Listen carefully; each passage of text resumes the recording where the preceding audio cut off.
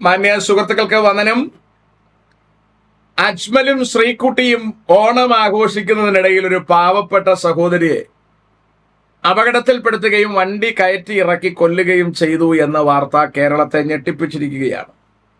ഓണാഘോഷം എല്ലാ കാലങ്ങളിലും ഇമാതിരിയുള്ള കാര്യങ്ങൾ ചെയ്തു കൂട്ടാറുണ്ട്, പാവം മനുഷ്യരുടെ ജീവിതം അപഹരിക്കാറുണ്ട് എന്നുള്ളത് ഖേദകരമായ ഒരു കാര്യം തന്നെയാണ്. നമ്മുടെ കേരളത്തിൽ ഡ്രൈവിങ്ങിന് ഒരുപാട് നിയമങ്ങൾ വച്ചിട്ടുണ്ടെങ്കിലും ഇപ്പോഴും മദ്യപിച്ച് കൂത്തുല്ലസിക്കുന്ന യൗവനക്കാർ റോഡിൽ മറ്റുള്ളവർക്ക് ബുദ്ധിമുട്ടായി യാത്ര ചെയ്യുന്നു എന്നുള്ളത് ഖേദകരമായ കാര്യം തന്നെയാണ്. കഴിഞ്ഞ ദിവസത്തിൽ ഞാൻ തലനാരിഴയ്ക്കാണ് രക്ഷപ്പെട്ടത്. ഒരു വാഹനം എൻ്റെ വാഹനത്തിന് നേരെ വന്നു. എന്തുകൊണ്ടോ അയാൾക്ക് ഒഴിച്ചു പോകാൻ കഴിഞ്ഞു, അതുകൊണ്ടാണ് രക്ഷപ്പെട്ടത്. അല്ലെങ്കിൽ എൻ്റെ ജീവനെ അത് അപഹരിക്കുമായിരുന്നു. കാരണം എനിക്ക് ഇടത് സൈഡിലേക്ക് പിന്നെ ഒഴിക്കാനാവില്ല, അവിടെ മരം നിൽക്കുകയാണ്, അങ്ങോട്ട് ഒഴിക്കാനാവില്ല. മറ്റൊന്നും ചെയ്യാൻ കഴിയാത്തൊരു അന്തരീക്ഷം. ദൈവമാണ് എന്നെ രക്ഷപ്പെടുത്തിയതെന്ന് ഞാൻ വിശ്വസിക്കുന്നു. ചില സ്ഥലങ്ങളിൽ ഇവർക്കൊരുമിച്ച് വിരാജിക്കുവാനും മദ്യപിക്കുവാനും ഒക്കെ ഉള്ള സൗകര്യം പോലീസുകാർ ചെയ്തിട്ടുണ്ട്. തിരുവനന്തപുരത്ത് മാനവീയം വീഥി പോലെയുള്ള വീഥികൾ അവർക്ക് ഉല്ലസിക്കാൻ വേണ്ടിയിട്ടൊക്കെ കൊടുത്തിട്ടുണ്ട്. പോലീസ് അവിടെയൊന്നും ചെന്നവരെ ഉപദ്രവിക്കുന്നില്ല. പക്ഷേ ഇവരവിടെ നിന്ന് യാത്ര ചെയ്യാൻ വാഹനത്തിൽ കയറുമ്പോൾ, റോഡിലേക്ക് ഇവർ ഇറങ്ങുമ്പോൾ പോലീസിന് നിയന്ത്രിക്കാൻ കഴിയില്ലേ എന്നുള്ളതാണ് എൻ്റെ ചോദ്യം. എന്തുകൊണ്ടാണ് ഇങ്ങനെ പാവം ആൾക്കാർ കൊല്ലപ്പെടുന്നത്? ഈ കൊലപാതകത്തിന്റെ ഇടയിൽ വന്നുപെട്ട ആ പെൺകുട്ടി ഡോക്ടർ ശ്രീകുട്ടിയാണ് എൻ്റെ ശ്രദ്ധയിൽപ്പെട്ടത്. ഒരുപാട് വാർത്തകൾ അവരെക്കുറിച്ച് ഇങ്ങനെ പടച്ചുവിടുന്നുണ്ട്. ഏതാണ് ശരി എന്നതിനെക്കുറിച്ച് വ്യക്തമല്ല. തിരുവനന്തപുരത്ത് നെയ്യാറ്റിൻകരക്കാരിയാണ് പെൺകുട്ടി എന്ന് വ്യക്തമാണ്. അവളുടെ വസ്ത്രധാരണത്തിൽ നിന്നും അവളുടെ മാതാപിതാക്കളെ ഒക്കെ വാർത്തകളിൽ കാണുന്നതിൽ നിന്നും ഒരു മോശം പശ്ചാത്തലമുള്ള ആള് അല്ല എന്ന കാര്യം വ്യക്തമാണ്. നല്ല കുടുംബത്തിൽ പിറന്ന ആളായിട്ടാണ് മനസ്സിലാക്കുന്നത്. അവരുടെ അമ്മയെക്കുറിച്ച് വാർത്തകളിൽ ശ്രദ്ധിക്കപ്പെട്ടത്, അവർ തന്നെ പറഞ്ഞ വാർത്ത കേട്ടത്, അവരെ ആദ്യം കല്യാണം കഴിച്ചു കൊടുത്തത് ഒരു മന്ത്രവാദ വീട്ടിലായിരുന്നു എന്നും അവിടെ നിന്ന് അവളുടെ അപ്പൻ തന്നെ അവർക്ക് ഡിവോഴ്സ് മേടിച്ചു കൊടുത്ത് തിരിച്ചു പോന്നു. പിന്നീട് ഒരു വിവാഹം കഴിച്ചു, അതിലുണ്ടായ കുട്ടിയാണ് അത്രേ ഈ ശ്രീകുട്ടി എന്നുമാണ് കേൾക്കുന്നത്. ഈ വിവാഹങ്ങൾ കഴിച്ചു കൊടുക്കുമ്പോൾ തന്നെ ഒരല്പം പഠനം നടത്തിയിട്ട് വിവാഹം കഴിച്ചു കൊടുക്കുന്നത് നല്ലതായിരിക്കും എന്നാണ് എൻ്റെ പക്ഷം. കാരണം ഈ വിവാഹം ഒന്ന് പഠിക്കാനുള്ള ഒന്നല്ല, അത് അവർക്ക് ഈ ഭൂമിയിൽ അവസാനം വരെ ജീവിക്കുവാനുള്ളതാണ്. അതുകൊണ്ട് ഏതൊക്കെ മാനദണ്ഡങ്ങൾ, എന്തൊക്കെ കാര്യങ്ങൾ നോക്കണം എന്നുള്ളതിനെ ഒന്ന് നോക്കി വിലയിരുത്തി കുട്ടികൾക്ക് കുടുംബജീവിതത്തിൽ പ്രവേശിക്കുവാനുള്ള സൗകര്യം മാതാപിതാക്കൾ ചെയ്തു കൊടുക്കുന്നത് എന്തുകൊണ്ടും നല്ലതായിരിക്കും. മാതാപിതാക്കൾ വാശി പിടിച്ച് ഇന്നയാളെ തന്നെ കെട്ടണമെന്ന് പറയാൻ നിൽക്കാതെ ഒരാളെ കല്യാണം കഴിക്കണമെന്ന് കുട്ടികൾ പറയുന്ന പക്ഷം, അല്ലെങ്കിൽ അങ്ങനെ പറയേണ്ടി വരുന്നതിന് മുമ്പ് തന്നെ എത്തരത്തിലുള്ള ആളെയാണ് നിങ്ങൾ തിരഞ്ഞെടുക്കേണ്ടത് എന്നതിനെ കുറിച്ചൊരു കാഴ്ചപ്പാട് കുട്ടികൾക്ക് കൊടുക്കുന്നത് നന്നായിരിക്കും എന്നാണ് എൻ്റെ പക്ഷം. നമ്മൾക്ക് ലഭ്യമാകുന്ന കുഞ്ഞുങ്ങളെ നമ്മൾ വളർത്തുന്നത് അവർ നല്ല കുട്ടികളായിരിക്കാൻ തന്നെയാണ്. അതുകൊണ്ട് അവരുടെ ഏതൊക്കെ കാര്യങ്ങളിൽ നമുക്ക് കൈകടത്തുവാൻ അധികാരമുണ്ട് എന്ന് ചോദിച്ചാൽ, അവരുടെ തുണകളെ കണ്ടെത്തുന്ന കാര്യത്തിൽ അവരെ സപ്പോർട്ട് ചെയ്യുക എന്നുള്ളതല്ലാതെ അവരെ ഉപദ്രവിച്ച് നമ്മുടെ ഒരു കാര്യം അവരിൽ അടിച്ചേൽപ്പിക്കാൻ വേണ്ടി നിൽക്കരുത് എന്നാണ് പ്രധാനമായും എനിക്ക് ഓർപ്പിക്കാനുള്ളത്. ഇവിടെ ഈ അപ്പൻ തന്നെ അവളെ കൊണ്ടൊരു മന്ത്രവാദിയുടെ വീട്ടിൽ കല്യാണം കഴിച്ച് അയക്കുന്നു. പിന്നീട് അവര് തന്നെ തിരിച്ചു കൊണ്ടുവന്ന് ഡിവോഴ്സ് ചെയ്ത് തിരിച്ചു കൊണ്ടുവരുന്നു. അടുത്തൊരു വിവാഹം കഴിക്കുന്നു, അതിലൊരു കുഞ്ഞ് ജനിക്കുന്നു, തരക്കേടില്ല. അത് കഴിയുമ്പോൾ ആ വീടുമായിട്ട് ഒരാൾ അടുത്ത ബന്ധം സ്ഥാപിക്കുകയാണ്. അയാൾ ഏതോ ഒരു കേസിൽ അകപ്പെട്ടു എന്നും പിന്നീട് ഇവർക്ക് ആരെങ്കിലുമായിട്ട് ബന്ധമുണ്ടോ എന്ന് ചോദിച്ചാണ് ആ വീട്ടിൽ വന്നത് എന്നുമൊക്കെ അവർ പറയുന്നുണ്ട്. അതിനകത്ത് എന്തോ ഒരു ദുരൂഹത തോന്നുന്നുണ്ട്. ആ പുരുഷൻ പിന്നീട് ആ വീടുമായി അടുത്തിടപഴകുന്നു. അയാൾ ആ വീട്ടിലെത്തുമ്പോൾ ഈ പെൺകുട്ടി പായിലെഴയുന്ന പ്രായമാണ് എന്നും പിൽക്കാലത്ത് ആ ചെറുക്കൻ ഇവളെ അടിച്ചുകൊണ്ടുപോയി എന്നുമാണ് പറയുന്നത്. അവിടെയും കുറെ ദുരൂഹതകൾ നിലനിൽക്കുന്നുണ്ട്. ഏതായാലും ആ പുരുഷൻ ഇവളെ പിടിച്ചുകൊണ്ടുപോയി, ഒരു ദിവസം വണ്ടിക്കകത്ത് കയറ്റി നിർബന്ധപൂർവ്വം കൊണ്ടുപോയി എന്നാണ് പറയുന്നത്. ഏതായാലും മാതാവ് ആ വീട്ടിൽ ചെന്ന കൊച്ചിനെ കാണുമ്പോൾ ആ കൊച്ചു പറഞ്ഞത്, ഇവൻ എൻ്റെ ജീവിതത്തെ നശിപ്പിച്ചു, ഇനി അമ്മ പൊക്കോ, കുഴപ്പമില്ല എന്ന് പറഞ്ഞ് കരയുന്ന ഒരു കുഞ്ഞിനെയാണ് കാണുന്നത്. ഇവിടെയൊക്കെ വളരെ കൃത്യമായ പഠനം നമ്മുടെ കുട്ടികൾക്ക് കൊടുക്കേണ്ടത് അത്യന്താപേക്ഷിതമാണ്. ആരെങ്കിലും ബലാത്കാരേണ പിടിച്ചുകൊണ്ടുപോയി ശാരീരിക ബന്ധം നടത്തി എന്ന് പറഞ്ഞ് തീർന്നു പോകുന്നതല്ല ഒരു മനുഷ്യന്റെ ജീവിതം എന്ന് കുഞ്ഞുങ്ങളെ പറഞ്ഞ് പഠിപ്പിക്കണം. പ്രേമത്തിൽ വീണുപോയി ആരെങ്കിലും കൊണ്ടുപോയി ശാരീരിക ബന്ധത്തിൽ ഏർപ്പെട്ടു, അതിന്റെ ഫോട്ടോ എടുത്തു എന്നും പറഞ്ഞ് നശിക്കുന്നതല്ല ഒരു മനുഷ്യന്റെ ആയുസ് എന്നതിനെക്കുറിച്ചും നമ്മുടെ കുഞ്ഞുങ്ങളെ പറഞ്ഞ് പഠിപ്പിക്കണം. ആരെങ്കിലും ഒരാൾ ശാരീരികമായി ഉപയോഗിച്ചു എന്നതോടുകൂടി തീരുന്നതല്ല മനുഷ്യജീവിതമെന്ന് പ്രത്യേകിച്ച് പെൺകുട്ടികളെ പറഞ്ഞ് ബോധ്യപ്പെടുത്തേണ്ടുന്ന ഉത്തരവാദിത്വം നമുക്കുണ്ട്. അതിന്റെ അർത്ഥം ശാരീരിക ബന്ധം ആവശ്യമുള്ളയാളോടുകൂടെ ആകാം എന്നല്ല. ആരെങ്കിലും ഒരാൾ അവരെ കബളിപ്പിച്ചാൽ, അവരെ നിർബന്ധപൂർവം അപകടത്തിൽപ്പെടുത്തിയാൽ, ജീവിതം തകർന്നു എന്ന് പറഞ്ഞ് റെയിൽപാളത്തിലേക്ക് എടുത്തു ചാടേണ്ടതില്ല എന്നും ആത്മഹത്യക്കൊരുങ്ങേണ്ടതില്ല എന്നും അവകൾ ഒരു പ്രശ്നമേ അല്ല എന്നും അവകൾ ജയിച്ചു ജീവിക്കുവാൻ ഇനിയും മുൻപിൽ ഒരുപാടുണ്ട് എന്നും miles to go before I sleep, ഉറക്കത്തിന് മുമ്പ് ഇനിയും എനിക്ക് യാത്ര ഒരുപാട് ചെയ്യുവാനുണ്ട് എന്നും കുട്ടികൾക്ക് ധൈര്യം കൊടുക്കുകയാണ് ആദ്യം വേണ്ടത്. ഇവിടെ ഈ ചെറുക്കൻ നിർബന്ധപൂർവമാണ് ഇവളെ കൊണ്ടുപോയതെങ്കിൽ, പിടിച്ചുവെച്ച് ശാരീരിക ബന്ധത്തിൽ ഏർപ്പെട്ടു എങ്കിൽ അത് കുഴപ്പമില്ലെന്ന് പറഞ്ഞ് തിരിച്ചു കൊണ്ടുവരാൻ അല്ലെങ്കിൽ തിരിച്ചിറങ്ങി വരാനുള്ള ധൈര്യം, ആർജവത്വം ആ പെൺകൊച്ചിനുണ്ടായിരുന്നുവെങ്കിൽ അവൾ പകുതി വിജയിക്കുമായിരുന്നു എന്ന് ഞാൻ കരുതുന്നു. ഇതൊരു സാധാരണ പെൺകുട്ടിയല്ല.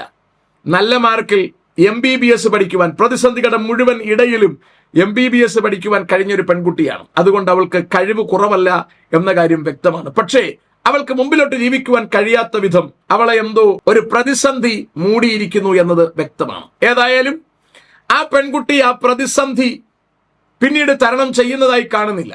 അവിടെ അവന്റെ കൂടെ ജീവിക്കുന്നു, ഒരു കുഞ്ഞിനെ ലഭ്യമാകുന്നു. പ്രസവിച്ച് 41-ാം ദിവസം ആ കുഞ്ഞുമായി മാതാവിന്റെ അടുക്കലേക്ക് മടങ്ങി വരാനുള്ള ധൈര്യം ആ പെൺകുട്ടി കാണിച്ചിരിക്കുന്നു. ഈ ധൈര്യം നേരത്തെ കാണിക്കണമായിരുന്നു എന്നതാണ് എനിക്ക് പറയാനുള്ളത്. ആദ്യം അവൻ കൊണ്ടുപോയി ശാരീരിക ബന്ധത്തിൽ ഏർപ്പെട്ട ഉടനെ ജീവിതം നഷ്ടപ്പെട്ടു, ഇനി അമ്മ പൊയ്ക്കോളൂ എന്ന് പറഞ്ഞതിന്റെ പുറകിൽ അവൾക്കും കൂടി അത് താല്പര്യമുണ്ടായിരുന്നോ എന്ന് എനിക്ക് സംശയമുണ്ട്. താല്പര്യമില്ലായിരുന്നു എങ്കിൽ എന്തിനാണ് ആ പെൺകുട്ടി ഇത്രയും ദിവസം അവിടെ കടിച്ചു പിടിച്ച് നിന്നത് എന്നത് എനിക്കറിയില്ല. അത് പിടിച്ചു നിന്ന ശേഷം ഒരു കുട്ടിയും പിറന്ന് 41 ദിവസമാകുമ്പോൾ മടങ്ങി വരാൻ ആ കൊച്ചു ധൈര്യം കാണിച്ചു. ഈ ധൈര്യം നേരത്തെ കാണിക്കേണ്ടതായിരുന്നു എന്നാണ് എനിക്ക് ആ ഭാഗത്ത് ഓർപ്പിക്കാനുള്ളത്. ഏതായാലും ആ വന്ന കുഞ്ഞുമായി മാതാപിതാക്കൾ അവരെ സ്വീകരിച്ചു. ആ കൊച്ചിനെ പിന്നെയും വളർത്തി, അവൾ കൊണ്ടുവന്ന കൊച്ചിനെയും വളർത്തി. ആ മാതാപിതാക്കളെ അപ്രീഷിയേറ്റ് ചെയ്യാതിരിക്കാൻ യാതൊരു വകയുമില്ല. പലരും ചെന്ന് ചോദിച്ചു, നിങ്ങളുടെ വീട്ടിൽ മന്ത്രവാദം ഉണ്ടെന്ന് പറയുന്നു. അവർ പറയുകയാണ്, നിങ്ങൾ എന്റെ വീട് മൊത്തം കയറി നോക്കൂ, മന്ത്രവാദം എന്തെങ്കിലും ഉണ്ടോ എന്ന് നിങ്ങൾ കയറി നോക്കൂ എന്ന് പറയാൻ ആ മാതാവ് തയ്യാറാവുകയാണ്. ഏതായാലും പിന്നെയും കഥ മുമ്പിലോട്ട് പോകുന്നു. ആ പെൺകുട്ടി ഡോക്ടറാകുന്നു, അവൾ പ്രാക്ടീസ് ചെയ്യുന്നു. അവിടെ ഒരു ക്രിമിനലുമായി ആ കൊച്ച് അടുത്തിടപഴകും. ഇത് വീട്ടുകാരും അറിയുന്നില്ല. ഒരു ക്രിമിനലുമായി അടുത്തിടപഴകുന്ന ഒരു സാഹചര്യം അവൾക്ക് വരികയാണ്. ഇവിടെയും ഒരു പ്രശ്നം നിലനിൽക്കുകയാണ്. എന്ന് പറഞ്ഞാൽ ആദ്യം കെണിയിൽ പെട്ടുപോയ ഒരുത്തിൽ നിന്നൊരു കൊച്ചിനെ അവൾക്ക് കിട്ടിയിരിക്കുന്നു. ആ കൊച്ചുമായിട്ട് അവൾ ജീവിക്കുകയാണ്. ആ ജീവിക്കുന്ന സാഹചര്യത്തിൽ അവൾ മെഡിസിൻ പഠിക്കുകയാണ്. ഇതൊക്കെ നല്ല കാര്യമാണ്. അപ്പോൾ തന്നെ അവൾക്കൊരു തുണയെ കണ്ടെത്തി കൊടുക്കേണ്ട ഉത്തരവാദിത്വം മാതാപിതാക്കൾക്കുണ്ടായിരുന്നു. ഏതായാലും അവൾ കൊണ്ടുവന്ന കൊച്ചിനെ മാതാപിതാക്കൾ വളർത്തി. അവൾക്കൊരു തുണയെ കണ്ടെത്തി കൊടുക്കാൻ അവർക്ക് കഴിഞ്ഞില്ല. അവളിൽ അധികമായി വിശ്വസിച്ചോ എന്നൊന്നും എനിക്കറിയില്ല. ഏതായാലും ആ പെൺകുട്ടി അടുത്ത പ്രണയത്തിലേക്ക് വീഴുകയാണ്. അതിനവളെ ഒരിക്കലും കുറ്റം പറയാൻ കഴിയില്ല. അവളുടെ ജീവിത സാഹചര്യങ്ങൾ അങ്ങനെയാണ്. അവൾക്കൊരു പുരുഷൻ നിർബന്ധമായും ആവശ്യമാണ്. അവിടെയാണ് മാതാപിതാക്കളുടെ സഹായത്തോടു കൂടി ഒരു പയ്യൻ നേരത്തെ ഉണ്ടായിരുന്നെങ്കിൽ ഈ വഴിയിൽ കണ്ട ക്രിമിനലിനോടുകൂടി അവൾ പോകില്ലായിരുന്നു. ക്രിമിനൽസ് ഒരുപാട് പേര് വഴിയിൽ വല വിരിച്ച് കാത്തിരിപ്പുണ്ട്. ഇതുപോലെ സ്നേഹത്തിനായി പരക്കം പായുന്ന പെമ്പിള്ളേരെ അവർ വലയിൽ വീഴ്ത്തുന്നുണ്ട്. അവർക്ക് അവരുടെ ആവശ്യം നടത്തുകയാണ് ആവശ്യം. നിങ്ങൾ ഓർത്തു നോക്കൂ, ഒരു പക്ക ക്രിമിനലിന്റെ കൂടെ ഒരു രാത്രിയിൽ മദ്യപിച്ചുകൊണ്ട് യാത്ര ചെയ്യേണ്ടി വരുന്ന ഒരു പെൺകുട്ടിയുടെ ഗതികേട് നിങ്ങൾ ആലോചിച്ച് നോക്കൂ. ആ പെൺകുട്ടി ഓടിച്ചെന്ന് കയറിയ വീട്ടിൽ അവിടുത്തെ സഹോദരിയോട് പറയുകയാണ്, എന്നെ രക്ഷിക്കണം, ഞാൻ പെട്ടുപോയതാണ്. ആർക്കും ആ കുട്ടിയെ രക്ഷിക്കാൻ കഴിയാത്ത വിധം ആ കുട്ടി ഒരുപാട് കുരുക്കിൽ അകപ്പെട്ട് കഴിഞ്ഞിരിക്കുന്നു. ഇവകളിലേക്ക് ചെല്ലുന്നതിന് മുമ്പ് എന്തുകൊണ്ട് പെൺകുട്ടികൾക്ക് ഭവനത്തിൽ പറയാൻ കഴിയുന്നില്ല? അതിനൊരു അന്തരീക്ഷം എന്തുകൊണ്ട് നിങ്ങൾക്ക് ഭവനത്തിൽ ഉണ്ടാകുന്നില്ല? ഏത് പ്രതിസന്ധി നിങ്ങൾക്കുണ്ടായാലും then and there വീട്ടിൽ പറയാനുള്ള ധൈര്യം പെൺകുട്ടികൾ പ്രാപിച്ചിരിക്കണം. അതിനുള്ള സൗകര്യം മാതാപിതാക്കൾ കൊടുത്തിരിക്കണം. അത് അത്യന്താപേക്ഷിതമാണ്. നിങ്ങളുടെ കുട്ടികളെ ഒരാൾ ഏത് രീതിയിലും, മാനസികമായി ആയിക്കോട്ടെ ശാരീരികമായി ആയിക്കോട്ടെ, ഏത് രീതിയിലും പീഡിപ്പിക്കാൻ ശ്രമിച്ചാൽ അത് കണ്ടെത്തുവാനും അതിനെ തരണം ചെയ്യുവാനുമുള്ള കപ്പാസിറ്റി നിർബന്ധമായും നിങ്ങൾ പ്രാപിച്ചിരിക്കണം. അതിനുള്ള സൗകര്യങ്ങൾ നിങ്ങൾ ഉണ്ടാക്കി കൊടുത്തിരിക്കണം. ആ കുട്ടിയുടെ പ്രശ്നം എന്താണെന്ന് മനസ്സിലാക്കി പരിഹരിക്കുവാൻ നമുക്ക് കഴിയണം. ആരും നിങ്ങളുടെ കുഞ്ഞിന്റെ മുകളിൽ കുതിര കയറുവാൻ നിങ്ങൾ അനുവദിച്ചു കൊടുക്കരുത്. ഇവിടെ പാവം പെൺകുട്ടി ക്രിമിനലാണെന്നറിയാതെ സ്നേഹത്തിന് വേണ്ടി ചെന്ന് ചാടിക്കൊടുക്കുകയാണ്. ക്രിമിനൽസിന് പ്രത്യേകിച്ചൊരു മികവുള്ളത്, ആരെയും പ്രണയക്കുരുക്കിൽ വീഴ്ത്താൻ അവർക്കറിയാം. കാരണം അവർക്ക് ഉദ്ദേശം ശാരീരിക വീഴ്ചയാണ്. അതിനുവേണ്ടി എന്ത് ചെയ്യണമെന്ന് അവർക്ക് കൃത്യമായിട്ട് അറിയാം. ഈ പെൺകുട്ടിക്ക് വാസ്തവത്തിൽ ഒരു സ്നേഹമാണ് ആവശ്യം. അതവൻ ആവശ്യത്തിന് കൊടുക്കും. അവൻ സ്നേഹം ആവശ്യത്തിന് കൊടുക്കുന്നതിന്റെ കാരണം അവന്റെ കാര്യം നടത്താനാണ്. അതവൻ കൃത്യമായി നടത്തുകയും അവൻ പറ്റുമെങ്കിൽ 10 പേർക്ക് വിൽക്കാൻ ശ്രമിക്കുകയും ചെയ്യും. ഇത്തരത്തിൽ ഒരു നശിച്ച സമൂഹത്തിലാണ് നമ്മൾ ജീവിക്കുന്നത് എന്ന് മനസ്സിലാക്കണം. ഈ പെൺകുട്ടിയുടെ അവസ്ഥ നിങ്ങൾ നോക്കൂ. ജനിച്ചതിൽ അന്നു മുതൽ അതൊരു ബുദ്ധിമുട്ടിലൂടെ ജീവിക്കുകയാണ്. അവളുടെ അപ്പൻ കൊല്ലപ്പെടാൻ ശ്രമിക്കുകയാണ്. ആ പെൺകുട്ടി നല്ലൊരു പ്രായത്തിൽ മറ്റുള്ളവർ അവളെ പിടിച്ചുകൊണ്ടുപോവുകയാണ്. ആ വീട്ടിൽ അവൾ ഗാർഹിക പീഡനം അനുഭവിക്കുന്നു. 41 ദിവസം പ്രായമുള്ള ഒരു കുഞ്ഞിനെയുമായി മാതാവിന്റെ വീട്ടിലേക്ക് മടങ്ങി വരേണ്ടി വരുന്നു. അവിടെ അവൾ ജീവിക്കുന്ന ആ ഘട്ടത്തിലും ആ പെൺകുട്ടി പഠിച്ച് ഒരു ഡോക്ടറാകുന്നു. അവിടെ അവൾക്ക് സമാധാനത്തോടെ പഠിക്കാൻ കഴിയാത്ത അന്തരീക്ഷങ്ങൾ ഉണ്ടാകുന്നു. ഡോക്ടറായ ശേഷവും അവൾക്കതുണ്ടാകുന്നില്ല. അവളൊരു ക്രിമിനലുമായി പ്രണയത്തിലാകുന്നു. അവളുടെ എന്തൊക്കെയോ നഷ്ടപ്പെടുന്നു. അവളുടെ നല്ല പേര് നഷ്ടപ്പെടുന്നു. അവളുടെ ആഭരണങ്ങൾ നഷ്ടപ്പെടുന്നു.